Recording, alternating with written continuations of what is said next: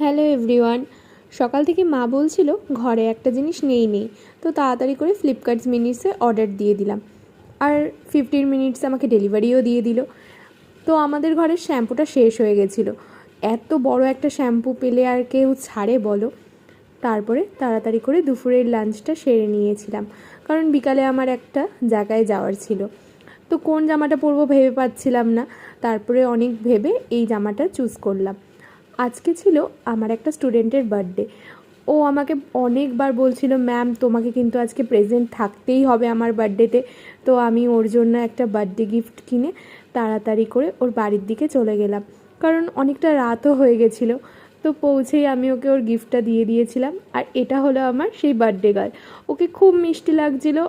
ওর সঙ্গে একটু সেলফি তুলে নিয়েছিলাম। এর মধ্যে একটা ছোট্ট বুনু এসেছিলো ওর বার্থডেতে। ওকে আমি একটু আদর করে নিলাম। আমার বাচ্চা আদর করতে খুব ভালো লাগে। তারপরে ওরা স্ন্যাক্সে দিয়েছিল চিকেন পকোড়া, চিপস আর কোল্ড ড্রিঙ্কস। সেটা খাওয়ার পরে আমি দেখলাম সব বাচ্চারা হুড়মুড়িয়ে পড়েছে কেক দেখার জন্য। কেকটা খুব সুন্দর ছিল, ওর নাম লেখা। কিন্তু এত লেট হয়ে যাচ্ছিলো বলে ও ভীষণ রেগে যাচ্ছিলো যে কেন এত লেট হয়ে যাচ্ছে। তারপরে ও যথারীতি কেকের সামনে পোজ দিচ্ছিল, কিন্তু স্পার্কেলটা জ্বালানোর সাথে সাথে ও প্রচণ্ড ভয় পেয়ে গেছিলো।